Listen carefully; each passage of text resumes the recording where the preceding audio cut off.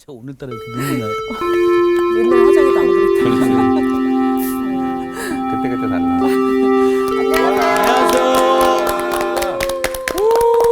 와. 안녕하세요. 네, 안녕하세요. 안녕하세요. 반갑습니다. 향기 학생 오늘 뭐 좋은 일 있어요? 네, 성서학당 오는 날은 항상 좋은 날이죠. 할렐루야. 그럼요. 그리고 네. 복습이 아니거든요. 그러고 보니까 오늘 표정이 유난히 어두운 분이. 네. 상훈 학생, 네. 오늘 복습이죠? 그런 것 같습니다. 네, 복습 한번 해보십시다. 지난 시간에 그 제자들이 길을 가는데 떡을 잊었어요. 그런데 예수님께서 또 갑자기 또 대사를 하세요. 뭐 영국으로 친다면 갑자기 들어오셨더니 누르고 조심해라. 또 제사들이 또 제자들이 떡을 잊었어요. 또 얘기하신 거예요. 또 예수님이 믿음이 적은 자요. 또 이렇게 얘기하신단 말이죠. 전혀 지금 대사가 이루어지지 않고 있습니다. 그런데 이제 예수님께서 이제 너 5병이요, 7병이요 사건 기억 안 나니? 그걸 잘 기억해. 왜 깨닫지 못하느냐? 근데 문법상으로는 기억하지 못하냐가 맞는데 왜 깨닫지 못하냐고 얘기를 했냐면 제자들이 지금 그런 사건을 통해서 전혀 깨닫는 바가 하나도 없다는 게 문제가 있습니다. 네. 그 누르고 조심하라는 말은 누룩의 특성인데요. 어떤 특성? 누룩에 빵을 부풀리게 하죠. 아주 좋은 지적이었어요. 빵을 부풀리게 합니다. 그러니까 쉽게 얘기하면 본질을 흐트러 놓는 거죠. 어떻게 보면 그 사두개인이라든가 바리새인들의 놓는 것 어떤 종교적인 형태, 어떤 종교적인 행위 네. 이런 것들을 너무 부풀려서 이상하게 만들어버리는 그러지 말아라. 누르고 조심해라. 그렇죠. 그러니까 결과적으로는 믿음이 선물이라는 거는 하나님의 전적으로 저를 작품만 만들고 있는 거예요. 네. 그러기 위해서 우리는 어떻게 하냐? 예수님 스타일처럼 늘 습관적으로 하나님께 기도하고 하나님께 성경을 읽고 그래야만 됩니다. 그 지난 시간에 제가 정말 너무 제가 감동 먹었던 게 먹었어요? 많이 먹었어요. 예, 예. 정말 그 얘기하셨던 것 중에 그 예화를 드셨을 때 그 시체를 두고 야 저기 100m까지 20초까지 뛰어오면 내가 너 살려줄게. 그럼 뭐 시체가 어떻게 뛰겠냐? 네. 그러니까 예수님의 방식은 살려놓고 갔다 와라. 한다라는 거죠. 결과적으로는 그 믿음은 그때 생긴 게 아니라 그 전부터 하나님께서 이미 계속 계획해놓고 그런 설득 작업이었다라는 거를 그때 깨닫는 그때 겁니다. 감명받고 네. 이제 살아서 막 열심히 하시는 저는 거죠? 정말 진짜 그때 은혜를 많이 받았어요. 집에 가서 굉장히 묵상을 많이 했습니다. 끝. 예. 내가 왜 이렇게 조마조마하냐. 뭐, 중요한 얘기는 여러 개 한 것 같은데 조금 어수선하긴 합니다. 그게 문제입니다. 예. 잘했어요, 그래도. 향기가 옆에서 불안하니까 옆에서 계속 도와줘. 안절부절 못하더라고요. 늘 좋은 친구 조향기. 네, 감사합니다. 오늘 수업 마태복음 52강 황제의 도시 속의 고백. 이제 굉장히 중요한 산으로 말하면 봉우리에 해당하는 지점에 하이라이트. 이르렀어요. 네. 우리 13절, 16장 13절서부터 20절까지 우리 광호 학생부터 한번. 네. 예수께서 빌립보 가이사라 지방에 이르러 제자들에게 물어 이르시되 사람들이 인자를 누구라 하느냐? 이르되 더러는 세례 요한, 더러는 엘리야, 어떤 이는 에레미야나 선지자 중에 하나라 하나이다. 이르시되 너희는 나를 누구라 하느냐? 시몬 베드로가 대답하여 이르되 주는 그리스도시요 살아계신 하나님의 아들이시니이다. 예수께서 대답하여 이르시되 바요나 시몬아 내가 복이 있도다. 이를 내게 알게 한 이는 혈육이 아니요 하늘에 계신 내 아버지시니라. 또 내가 내게 이르노니 너는 베드로라. 내가 이 반석 위에 내 교회를 세우리니 음부의 권세가 이기지 못하리라. 내가 천국 열쇠를 내게 주리니 내가 땅에서 무엇이든지 매면 하늘에서도 매일 것이요 내가 땅에서 무엇이든지 풀면 하늘에서도 풀리리라 하시고 이에 제자들에게 경고하사 자기가 그리스도인 것을 아무에게도 이르지 말라 하시니라. 네. 잘들 읽으셨어요. 자, 오늘 모두 8절인데 여기 담아진 내용이 분량이 참 많습니다.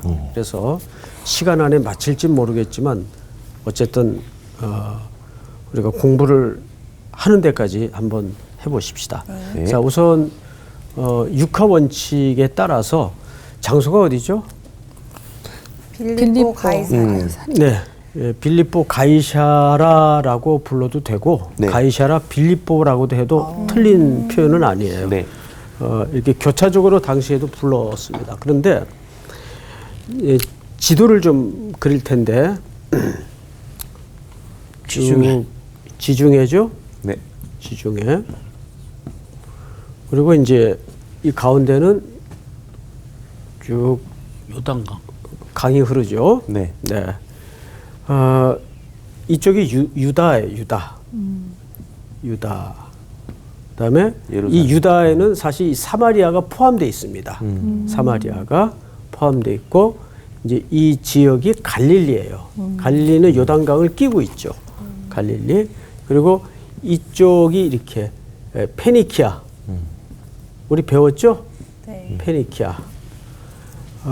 여기 이제 두로 시돈이 있고 바로 이 빌립보는 어디 있는가 하면 윗덩어리 이렇게 있어요.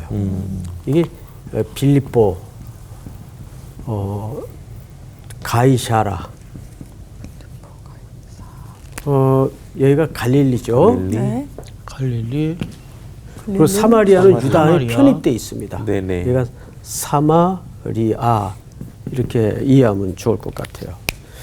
자, 우선 이 당시에 헤롯 대왕이 죽고 나서 이 세 지역을 아들에게 맡깁니다. 그러니까 하나, 둘, 세 지역을 아들에게 맡겨요. 그런데 유다 지역을 사실 누구에게 맡기냐 하면 유다 지역을 아켈라오에게 맡겨요. 헤롯 아켈라오.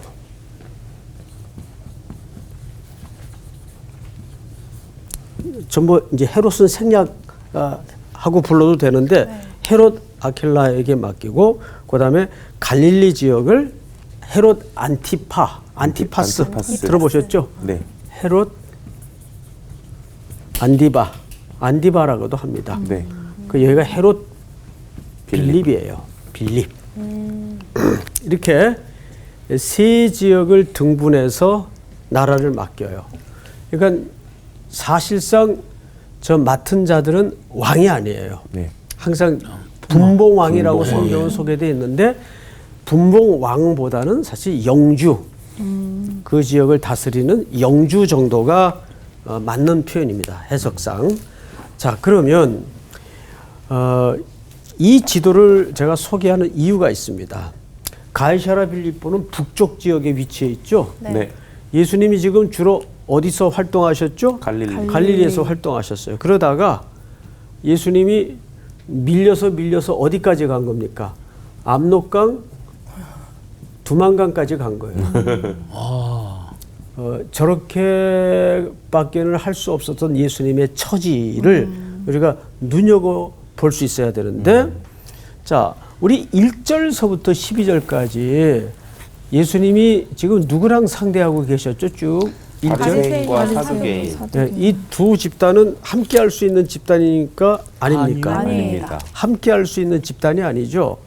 그런데도 공공의 적이신 예수 그리스도를 대상으로 그들은 격렬하게 비난하고 공격하고 질문하고 시험에 빠뜨리려고 시도했어요. 그리고 복음을 예수님이 소개하고 전했음에도 불구하고 받아들였습니까? 안 받아들였습니까? 안 받아들였어요. 배척당하는 거예요. 배척당해서 지금 어디까지 간 거죠? 이 유대 땅 북쪽 끝까지 간 거예요. 쉽게 가면 우리나라 지도로 치자면 저 두만강, 압록강까지 밀려 올라가게 된 겁니다. 이 그림 자체가 굉장히 중요해요. 그래서 오늘 본문에 해당하는 13절서부터는 예수님 사역의 중요한 터닝 포인트가 됩니다. 자, 그러면 우선 가이사라 빌립보의 지리적 환경에 대해서 한번 공부를 좀 해보도록 하겠습니다. 이 가이사라 빌립보에는 헐몬산 자락이 위치해 있습니다. 헤르몬산이라고도 들어보셨죠? 네. 헐몬의 이슬. 헤르몬 산자락 위치에 있어요. 그러고 보니까 물이 있겠어요, 없겠어요? 물이 없죠. 굉장히 귀하죠. 풍부합니다. 아, 그렇군요. 예. 그랬군요. 저도 이제 이 지역을 가봤는데 아주 특이해요. 바위가 많은데 숲이 푸르러요. 그래서 이게 웬일인가 봤더니 수원지입니다. 여기가. 그래서 굉장히 숲이 우거지고 바위도 많고 뭐 천연 요새에 해당하는 지형을 갖고 있어요. 자, 그런데 문제는 원래 여기 이름이 파네아스라고 부릅니다. 이 지역을 파네아스. 뭐라고 부른다고요? 파네아스. 여기서 판이라는 동굴이 생성됩니다. 파네아스라는 이름을 따서 이 동굴이 거기 지금도 있어요. 그럼 동굴은 뭐하기 딱 좋은 지정학적인 숨기. 또 아무튼 밖으로부터 뭔가 보호받을 수도 있고 때로는 요충. 거기에다가 어마어마한 신전이 세워져요. 네, 신전이. 그래서 여러분 사사기에도 보면 이 지역이 지명이 바알 헤르몬으로 소개가 되는데 거기까지 공부하려면 오늘 시간이 너무 모자라고 우리가 그리스 시대로 건너뛰어 보십시다. 그리스 시대에는 이 동굴에다가 판신을 섬기는 신당을 이제 설치합니다. 판신. 예, 그리스 신화에 판신이 나와요. 네네. 여러분 혹시 이 판신이 기억이 나요. 어떻게 백성들을 통치했는지 아세요? 모릅니다. 공포예요. 네. 예, 두려움과 무서움과 공포를 주어서 백성들을 통치하는 신이 이 판신입니다. 이 판신은 제우스의 아들로서도 이해를 하고 있어요. 그리고 염소의 다리와 뿔을 가지고 있는 반인 반수입니다. 이것이 판신의 모습이에요. 그런데 이 판은 목동의 신으로서 숲이나 들에서 가축을 보호하는 신으로도 사람들은 받아들였어요. 그리고 그는 사람들에게 주로 어떻게 공포감을 불어넣는가 하면 악몽을 꾸게 해요. 예, 그래서 두려움을 주고 공포를 줘요. 여러분 우리가 이렇게 너무너무 두렵고 정신이 없어질 때는 뭐에 빠졌다 그러죠? 패닉. 예, 패닉 상태다. 여기서 나온 얘기입니다. 예, 패닉. 또 하나는 이 판은 술과 여자를 너무 좋아해서 항상 판이 이렇게 들고 부는 피리가 있어요. 플룻이 판신이 부는 피리에서 유래가 된 거예요. 이 플룻이라는. 그래서 이 플룻의 원래 이름이 팬 플루트라고 합니다. 맞아요. 판 플루트. 자, 이제 여기서 우리가 한 가지 깊이 생각해 볼 것은 성경 시대로 한번 넘어와 보자고요. 성경 시대. 성경 시대는 이 헤롯 대왕 때부터, 그러니까 이 세 분봉왕의 아버지죠. 대왕이라고 부를 수 있는 헤롯 대왕은 예수님 태어날 때 그 유아를 살해했던 왕이 헤롯 대왕입니다. 그 대왕은 왜 대왕이라고 부르냐면 로마 황제로부터 직접 임명을 받은 왕이에요. 그래서 대왕입니다. 근데 죽고 나서 이렇게 나라가 이제 분할되어 다스려지고 통치가 되는 거죠. 자, 이것이 이제 중요한 이유가 있습니다. 이 신전이 헤롯 대왕 때부터 동굴을 중심으로 만들어집니다. 그러면 헤롯 대왕이 동굴을 중심으로 신전을 만들어서 그 만든 이유가 뭘까요? 여러분 그 당시에는 대왕이나 분봉왕이나 할 것 없이 누구의 눈치를 봐야 될까요? 당연히 로마의 눈치를 봐야 돼요. 그래서 이 지역을 무슨 이름으로 부르기 시작했는가 하면 아우구스투스 황제 이름이죠. 황제에게 봉헌한다 해서 저 신전을 황제 이름을 붙입니다. 그런데 완전 아부. 대왕이 죽고 나서 헤롯 빌립이 이 지역을 맡으면서 빌립이라는 글자와 그다음에 황제가 가이사랴. 그래서 붙여가지고 빌립 가이샤라. 가이샤라 빌립 이렇게 되는 거예요. 자, 그러면 굳이 저렇게 이름을 붙여서 부르는 이유가 또 하나 있어요.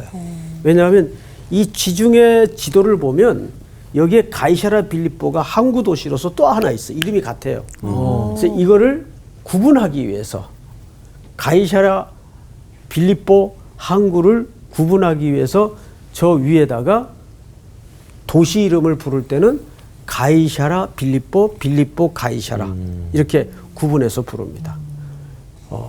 그러다 보니까 저 도시는 어마어마한 부가 축적이 되고 또 여러분 사람이 참 이게 딜레마인 게 우리 그 살다 보면 딜레마라는 말을 자주 쓰죠. 네네네. 그럼 언제 어느 경우에 딜레마라는 표현을 해요? 우리 향기 학생은 그 자리에 변변 돈다? 정체된 느낌. 딜레마라는 원래 뜻이 둘 사이에 끼었다 그 뜻이에요. D라는 말이 이라는 얘기 아니에요. 딜레마의 근데 레마라는 말은 제한, 주제, 제의. 그러니까 두 개의 논제 사이에 끼었다 그 말이에요. 이럴 수도 없고 이러지도 저럴 수도 저러지도 없는. 아, 그러니까 이러지도 딜레마다. 호랑이 등에 탔다. 아니에요. 그거랑 그건 다른 아니죠. 거죠. 다른 거예요? 그럼요. 표현하고는 조금 다릅니다. 그러니까 둘 사이에 끼어서 이럴 수도 없고 저럴 수도 없는 그런 상황을 딜레마라고 하죠. 그 얘기를 제가 하는 이유가 있습니다. 보통 우리가 잘 살게 되면 뭐가 문제가 생기죠? 영적인 문제가 생겨요. 네네. 네? 그래야 그래요. 그렇습니다. 사람들은 자기도 속는 게 뭐냐. 내가 그래도 돈 좀 내가 정말 원 없이 만지고 벌게 되면 내 주의 일 잘 섬긴다. 그런데 그렇게 잘 나가다 보면 교회 나올 시간이 안 돼요. 아, 그러네. 예. 그래야 안 그래요. 그렇죠. 제가 이제 우리 목회를 이렇게 평생 하면서 느끼는 게 뭐냐면 뭐 절망할 때는 금요, 철야 뭐 할 것 없이 다 나와.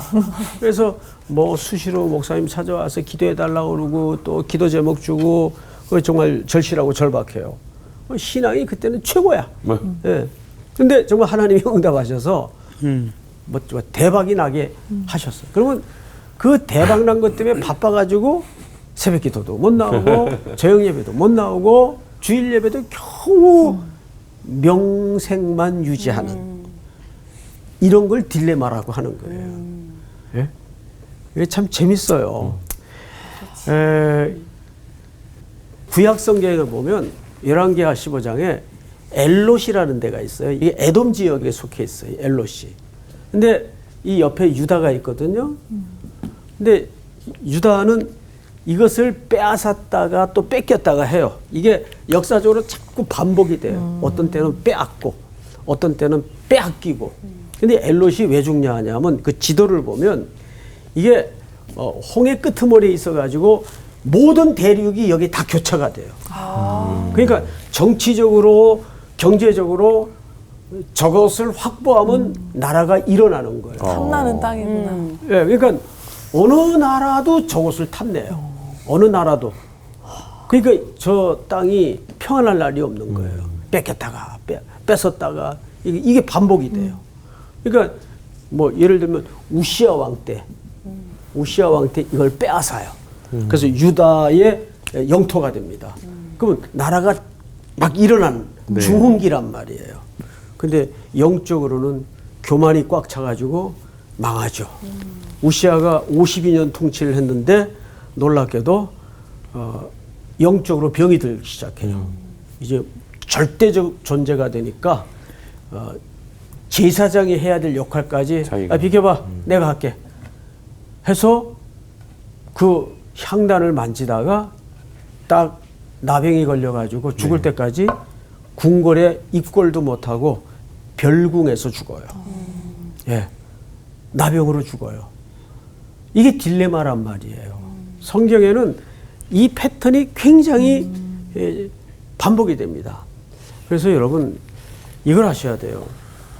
어느 기독교 역사가의 글을 보니까 이런 질문을 해놨더라고요. 유대인들의 최고의 자산이 뭐냐? 수희 학생. 유대인들의 최고의 자산이 뭘 것 같아요? 유대인들의 최고의 자산이요? 네. 교육. 교육. 또 우리 상훈 학생. 성경? 성경. 광호 학생. 유다 혈통? 향기 학생.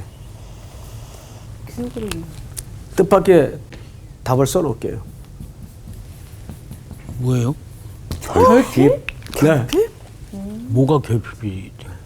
유대인들은 최고의 자산이 언제나 하나님이 그들을 복되게 하시려면 결핍으로 밀어넣어요. 그래서 광야로 던져놓고 고난의 풀무로 던져놓고 포로로 끌려놓고. 여러분 그 상황 속에서 그들이 배우는 게 뭐죠?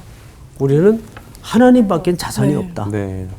그때가 최고의 기간이에요. 그래서 역사학자들은 실제 유대인들에게 최고의 자산은 뭐냐? 결핍이라는 얘기를 합니다. 제가 몇 주 전에 한 2주 전에 캄보디아를 다녀왔는데 어느 선교사님을 만났어요. 이 선교사로 자녀들을 키우려니 돈 갖고 키웠겠어요? 기도로 키웠겠어요? 기도로 키웠죠. 그러니까 이 아들이 유학 가서도 그냥 지가 다 벌어가지고 공부하면서 알바하고 공부 겸한다는 게 어디 쉬운 일이겠어요. 어떻게 이 아이가 미국 좋은 직장을 얻게 됐어요.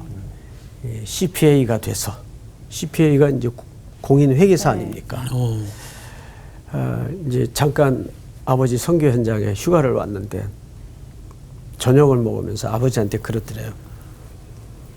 아빠 감사해요. 아니 네가 나한테 뭐 감사할 게 뭐 있냐? 난 너한테 아무것도 해준 게 없어. 늘 미안한 것뿐인데. 아니요, 저를 가난하게 키워주셔서 감사해요. 예, 자기는 유학생활 속에서 정말 하나님밖에는 의지할 게 없었대요. 그것만큼 귀한 신앙의 유산이 있어요? 탐나는 청년이네. 그 아이가 아버지한테 휴가 때 와서 그러더래요. 아빠 나는 하나님밖에는 의지할 게 없었어요.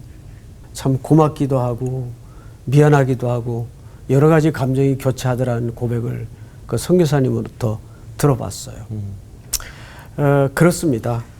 항상 우리는 부요해지면 제가 자주 하는 표현이 있잖아요. 인간이 돈 남고 시간 남으면 죄밖에 질 게 없다고. 기억나시죠? 네. 그거 잊지 마세요. 그래서 나는 그 예수님이 우리에게 가르쳐 주신 주기도문 속에 오늘날 우리에게 일용할 양식을 달라는 기도가 와 진짜 어마어마한 기도예요. 네? 수희 학생 그 의미를 어떻게 이해하셨어요? 오늘날 우리에게 일용할 양식을 달라는 기도. 그러니까 매일매일 하나님한테 공급받아야지 살아갈 수 있는 상태를 얘기해요. 예, 그 고백을 얘기하는 거예요. 분량의 문제가 아니에요. 그거는 방금 정확히 얘기한 거예요. 예? 오늘도 주님이 위로부터 주시는 하늘 양식 없이는 내가 한 호흡도 존재하여 설 수 없다는 것을 오늘날 우리에게 일용할 양식을 주옵시고. 그래서 청교도들은 아침에 주기도문으로 기도를 하고 점심 때는 십계명으로 기도를 하고 저녁 때는 사도신경으로 기도를 한다 그러잖아요. 그 아침을 여는 기도가 주기도문이에요. 주기도문은 여러분 어마어마한 기도예요.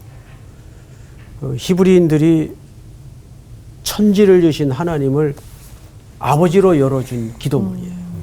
상상도 할 수 없었던 개념이었거든요. 근데 그걸 누가 가르친 거죠? 예수님께서. 아버지. 예. 하나님이 내 아버지시다. 그리고 일용할 양식. 우리는 그분의 은혜로만 존재할 수 있다는 걸 가르치는 거죠. 그리고 그분은 또 세 번째 큰 관점이 뭐죠? 우리 아버지라는 거예요. 그러니까 그것은 공동체성을 강조하는 거예요. 예. 거기에는 양식의 문제만이 아니라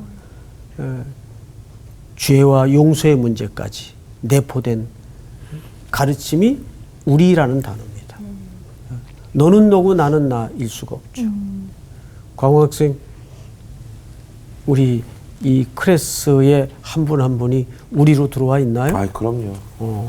고맙습니다. 우리 누나, 우리 향기, 예. 네, 감사합니다. 왜 난 안 해? 너 우리 동생 안 되겠어? 그 몇 년 전에 했던 드라마 중에 미생이라는 드라마가 있어요. 장그래인가의 이름이 네. 그 신입사원 인턴이었죠. 그 친구가 입사하자마자 굉장히 그 외로움을 많이 타는 친구인데 딱 그 성질 괴팍한 과장의 한마디에 뻑 가죠. 네. 우리 인턴한테 우리 식구한테 누가 그랬어? 소리를 빽지니까 그 말에 옆에서 듣다가 얘가 감격을 해요. 그래서 계속 집에 돌아가서 책상에 앉아가지고 혼자 빙긋이 웃으면서 우리라고 했지. 오늘 과장님이 우리라고 했지. 그 내가 그 우리 속에 들어가 있다는 거는 어마어마한 감동이었던 것 같아요. 맞아요. 그걸 주기도문 속에서 가르치는 거예요. 그런데 이 가이사라 빌립보 도시는 황제의 이름을 딴 황제의 도시예요. 네. 모든 로마의 가치관과 로마의 문명과 헬레니즘이 버무려진 그런 도시예요. 지금 그 도시까지 가서 예수님이 떠밀린 거예요. 유다에서 갈릴리에서 배척을 받으시고 이제 그 북녘 끝 거기는 말하자면 이런 표현 들어보셨죠? 지역적으로 경계선이에요. 경계선. 저는 마치 우리 현대 성도들은 주일날 교회라는 공간만 나가면 항상 우리는 일상이 어디 서 있는 거예요? 경계선에 서 있는 거예요. 즉 그것을 암시하는 그림이기도 합니다. 우리는 늘 이 경계선에서 어떻게 해야 될 것인가? 어떻게 해야 될까요, 상훈 학생? 그 얘기를 결론 겸 우리가 한번 본문을 보도록 하겠습니다. 자, 예수님이 이제 이 가이사랴 빌립보에 도착해서 묻습니다. 근데 누구에게 묻죠? 제자들에게. 자, 첫 번째 제자들에게 물어요. 그러면 이 제자들은 오늘날 뭐의 상징적인 존재들이죠? 교회. 그렇죠. 오늘날 내게 묻는다고 보면 정확합니다. 오늘날 이 시대에 이 황제의 가치관 속에 살아가는 도시 한복판에 교회에게 묻는다고 보면 정확해요. 자, 어떤 질문을 하시는가? 사람들이 인자를 누구라 하느냐? 인자는 누구죠? 예수님이에요. 사람들이 인자를 누구라 하느냐? 그러자 제자들이 답변을 하나씩 꺼내요. 세례 요한, 엘리야, 예레미야 선지자 중에 하나라 하나이다. 자, 세 명의 이름이 소개됐어요. 누구죠? 세례 요한, 엘리야, 공통점. 예레미야. 구약의 선지자들. 구약의 선지자면서 동시에 이미 죽은 자예요. 죽은 자들. 죽은 자들의 이름이 나열이 돼요. 그러니까 어떤 생각을 한 거죠? 예수님은 이 죽은 선지자들이 영적으로 다시 들어온 환생해서 지금 돌아다니고 있는 존재로 받아들이고 있습니다. 이렇게 답변을 꺼낸 거예요. 그러자 두 번째 묻습니다. 이르시되 너희는 나를 누구라 하느냐? 자, 이것도 역시 누구에게 물었죠? 제자들. 자, 제자들에게 물었던 첫 번째 질문은 세상 사람들은 나를 누구라 하느냐? 그럼 너희는 나를 누구라고 하느냐? 예수님이 물었던 두 번째 질문인데, 자, 이런 대답이 나옵니다. 15절. 우리 다 같이 한번 시작.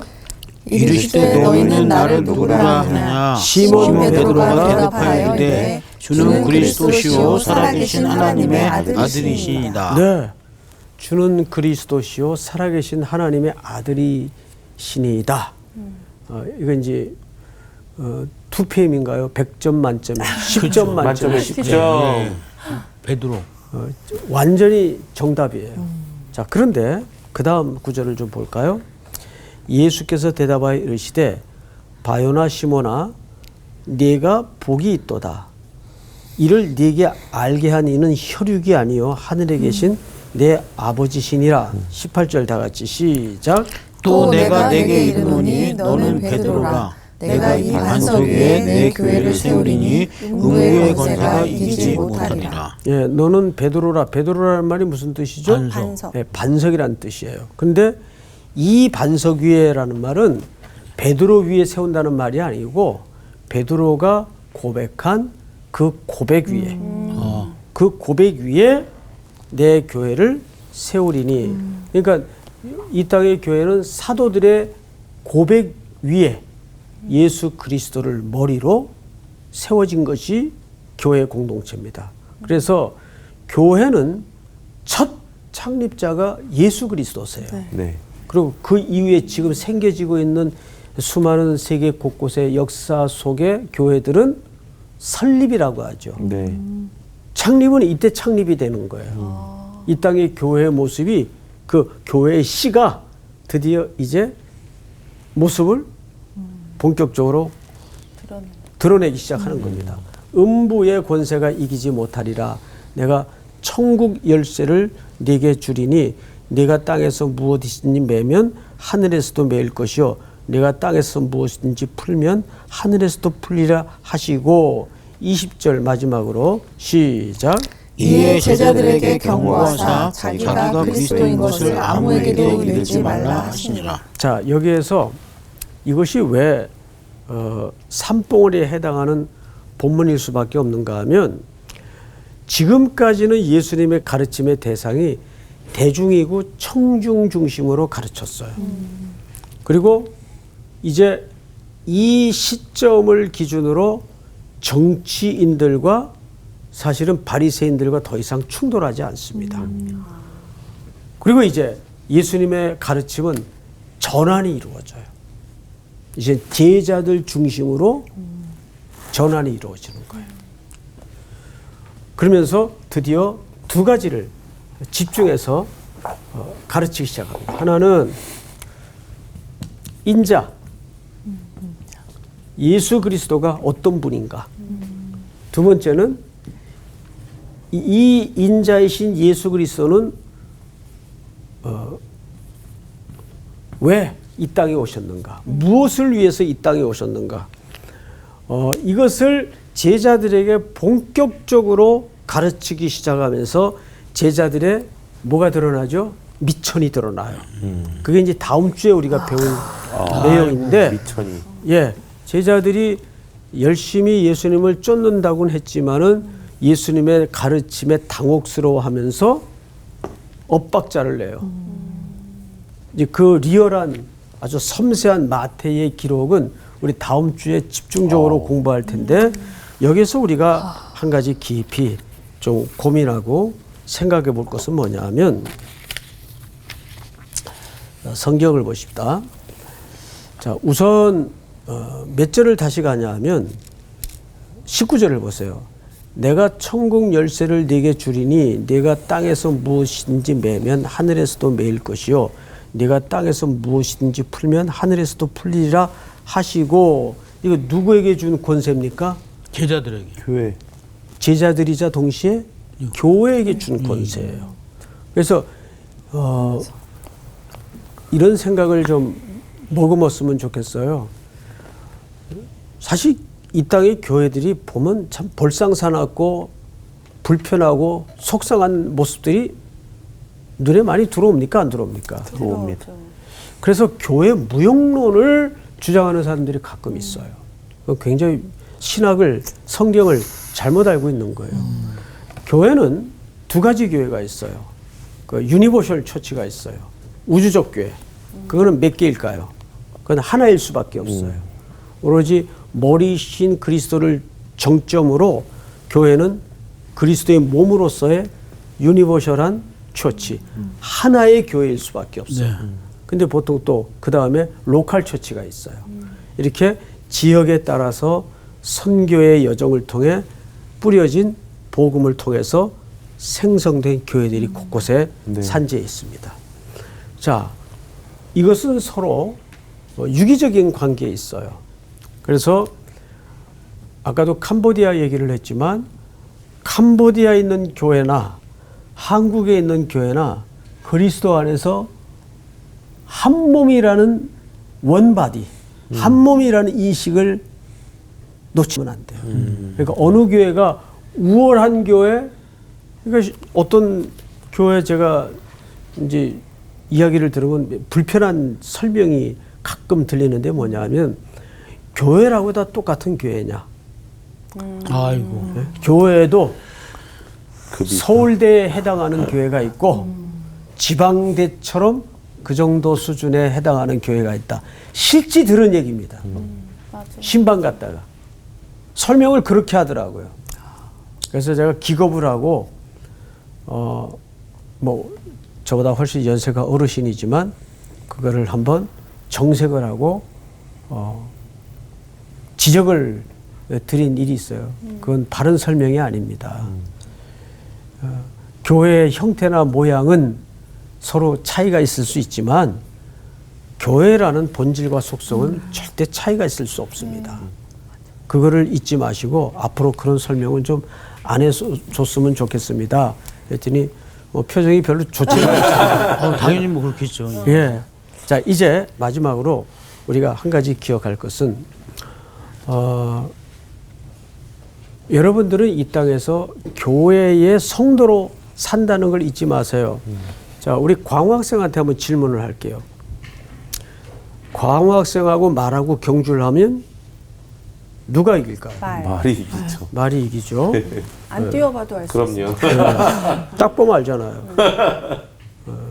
근데 이 질문이 지금 맞아요? 아니요. 말이 안 되잖아요. 그렇죠? 네. 예. 근데 말하고 경주에서 이길 수는 없지만 말을 이길 수 있는 방법이 있어요.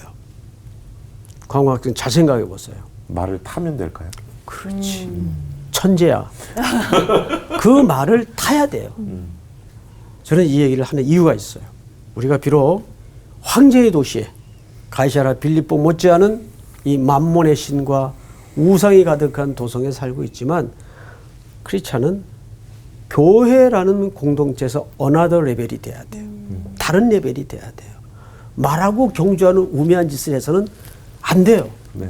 우리 천재 장광우가 대답한 것처럼 예? 굉장히 말을 부담스러운데. 아니, 가끔 저렇게 헛다리 짚었는데 제대로 대답할 때가 있어요. 말을 타야 돼요. 무슨 소리인지 알겠어요? 네. 그게 어나더 레벨이에요.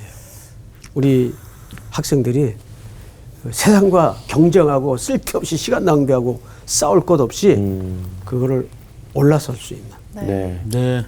오늘 공부는 여기까지. 네. 감사합니다.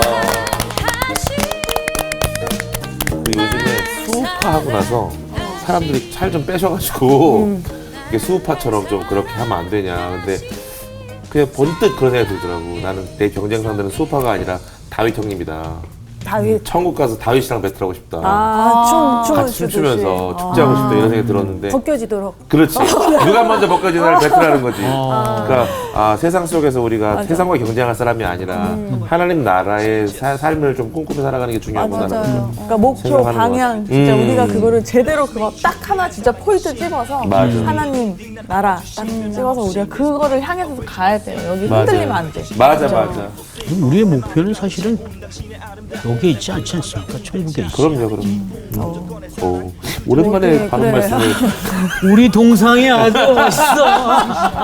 아까 선생님이 우리가 그 세상과 우리가 어쨌든 그 경계선에 서 있다 우리도 얘기했는데 우리가 좀 내가 경계선에서 어느 쪽으로 치우쳐서 살고 있는지를 좀 점검하는 한 주 되면 되게 좋을 것 네. 같다는 생각이 들어요. 좋습니다. 그럼 한 주 보내고 다음 주 만나요? 네. 우리 시청자 여러분.